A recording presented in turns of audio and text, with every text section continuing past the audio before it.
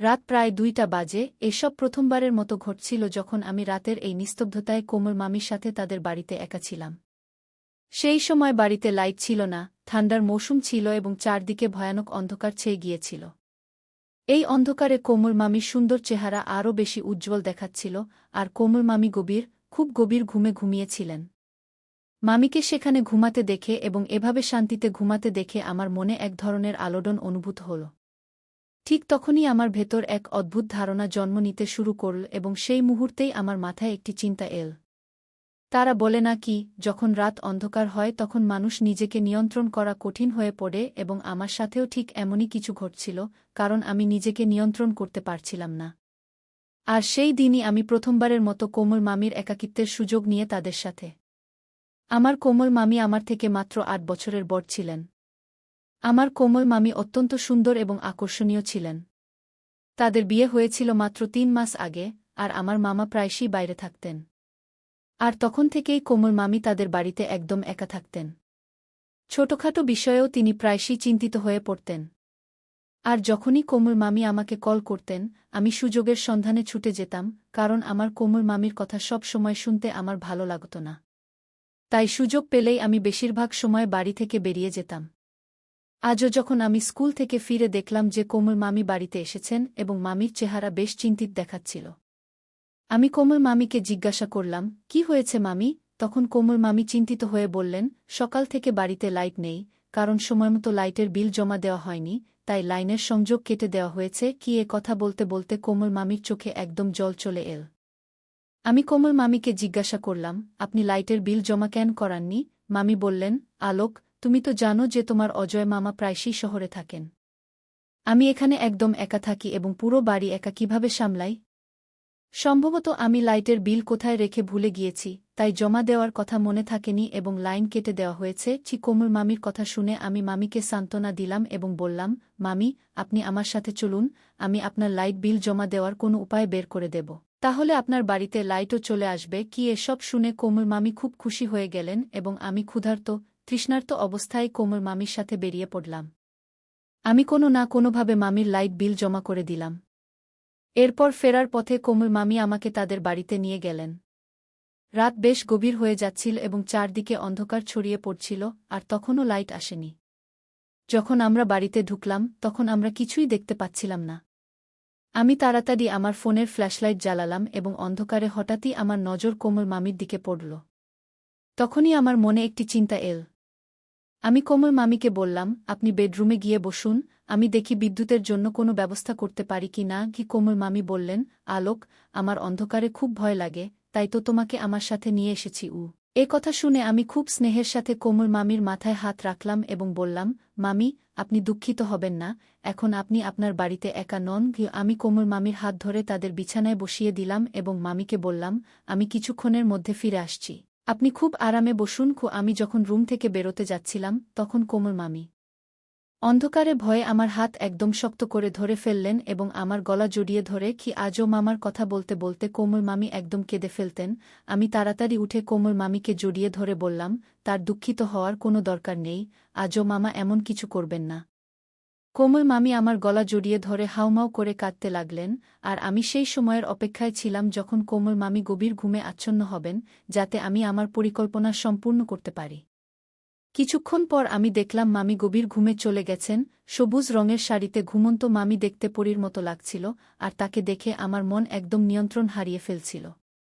আমি যত দ্রুত সম্ভব আমার উদ্দেশ্য সাধন করতে চেয়েছিলাম, আর তারপর আমি কোমল মামির একাকিত্বের পুরো সুযোগ নিতে চেয়েছিলাম। সেই পুরো রাত আমি কোমল মামির বাড়িতেই কাটালাম। মামি পাউডারের প্রভাবে খুব গভীর ঘুমে ছিলেন, আর আমি সেই সুযোগে আমার ইচ্ছা পূরণ করলাম।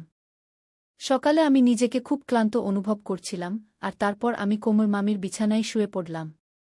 সকালে চোখ খুলে দেখলাম কোমল মামি উঠে গেছেন আর খুব রেগে আমার দিকে তাকিয়ে আছেন।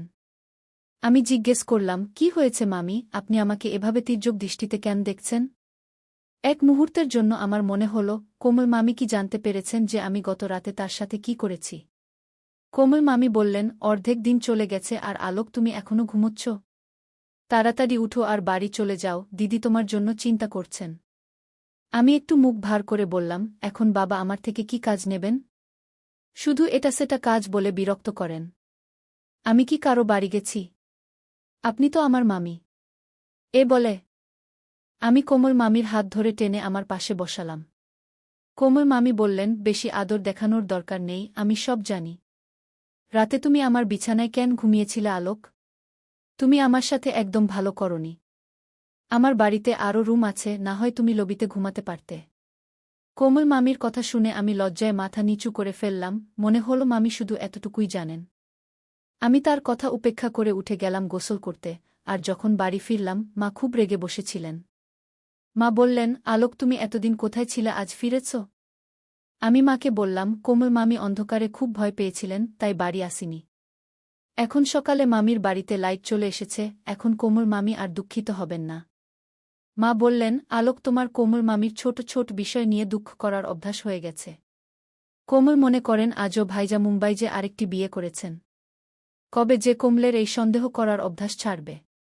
কোমলের স্বামী আজও মুম্বাইয়ে টাকা কামানোর জন্য এত পরিশ্রম করেন, আর কোমল চান তার স্বামী সবসময় তার সাথে ফোনে লেগে থাকুক।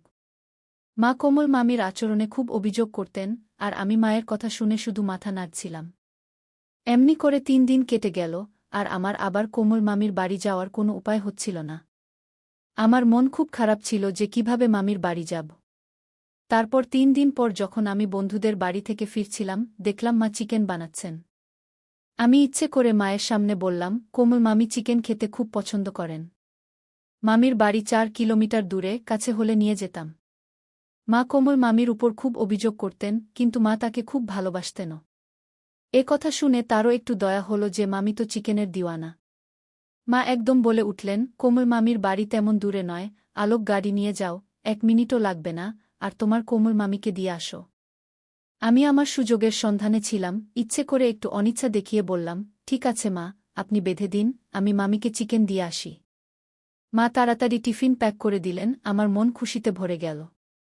আমি কোমল মামির বাড়ি পৌঁছালাম, মামি রান্না করতে যাচ্ছিলেন, চিকেনের টিফিন দেখে তিনি খুব খুশি হলেন, আর আমাকেও খেতে বললেন। আমি সঙ্গে সঙ্গে তার সাথে বসে গেলাম, আর আমরা দুজনে মিলে চিকেন খেলাম।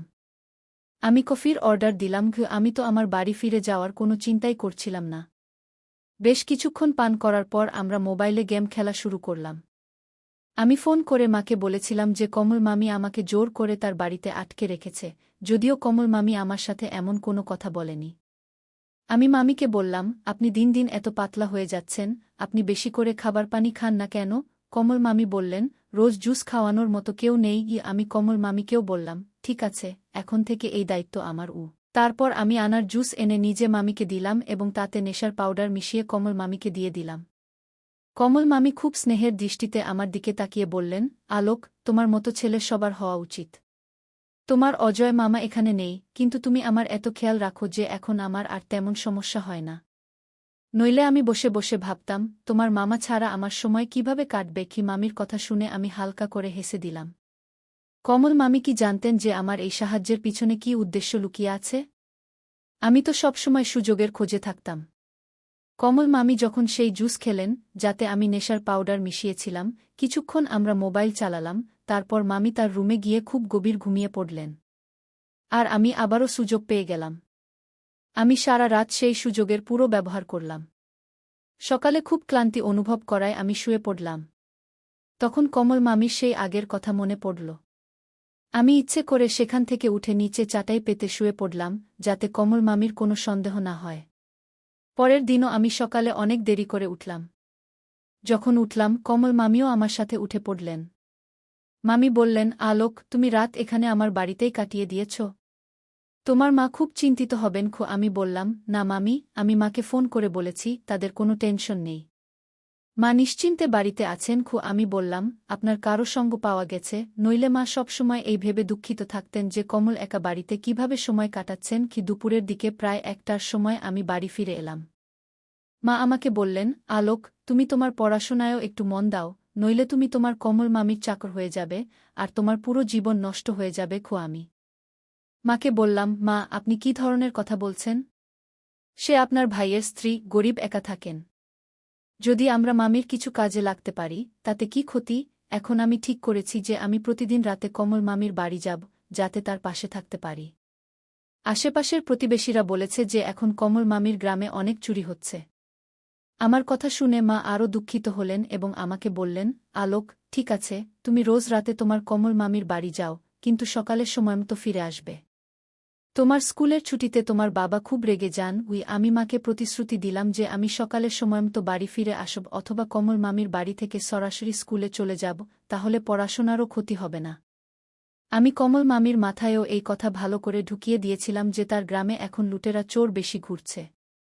আমি তাকে এমন কিছু গল্প শুনিয়েছিলাম যাতে কমল মামিও খুব ভয় পেয়ে গিয়েছিলেন। আমি প্রতিবার আনার জুস নিয়ে কমল মামির বাড়ি পৌঁছে যেতাম, নিজে সেই জুসে নেশার পাউডার মিশিয়ে তাকে দিতাম, এবং তারপর কমল মামি গভীর ঘুমে পড়লে আমি আমার সুযোগের সদ্ব্যবহার শুরু করতাম। এখন আমি আমার এই কাজে খুব খুশি ছিলাম। আমি খুব সহজেই কমল মামিকে বোকা বানিয়ে দিতাম। মামি এখন প্রতিরাতেই আমাকে তার বাড়িতে থাকতে বলতেন, এবং এখন মায়েরও কোনো টেনশন ছিল না, কারণ আমি নিয়মিত স্কুলে যেতে শুরু করেছিলাম। কিন্তু এটা আমার জন্য খুব কঠিন হয়ে পড়ছিল যে রাতে এত পরিশ্রমের পর আমাকে সকালে খুব তাড়াতাড়ি উঠতে হতো। একদিন কোনোভাবে কমল মামির আমার উপর সন্দেহ হল। সেই রাতে আমি জুস নিয়ে মামির রুমে গেলে কমল মামি বললেন, আলোক, আমার এখন কিছু অদ্ভুত লাগছে। মনে হচ্ছে আমি রাতে নেশার অবস্থায় খুব গভীর ঘুমে পড়ে যাই এবং একবারও রাতে উঠি না, যদিও আগে এমন হতো না। আর আজ দুপুরে সাফাই করার সময় যখন আমি ডাস্টবিনে আবর্জনা ফেলতে গেলাম, তখন আমি এমন একটি প্যাকেট পেলাম, যা দেখে আমি হতবাক হয়ে গেলাম। কমল মামির কথা শুনে আমার শরীরের রক্ত যেন জমে গেল। যখন ওটা শুরু হলো, আমি একদমই বুঝে গেলাম চাচি কি দেখেছেন। কিন্তু তবুও আমি নাদান সাজার নাটক করলাম এবং কমল মামিকে জিজ্ঞাসা করলাম, মামি, কি হয়েছে? আপনি এমন কি দেখেছেন যা আপনাকে চিন্তায় ফেলেছে? প্রথমে কোমল মামি তীর্যক দৃষ্টিতে আমাকে দেখলেন, তারপর নাসূচক মাথা নাড়লেন, যেন এমন কিছুই হয়নি। আমি আবার জিজ্ঞাসা করলাম, মামি, কি হয়েছে? আপনি কি পেয়েছেন? কিন্তু মামি বললেন, ছেড়ে দাও, এটা তোমার বোঝার মতো নয়। তুমি এখনও একদম ছোট বাচ্চা। কি এ বলে কোমল মামি আনারসের জুসের গ্লাস শেষ করে ফেললেন এবং আমার সাথে কথা বলতে শুরু করলেন। আমি মনে মনে খুশিতে ফুলে উঠলাম।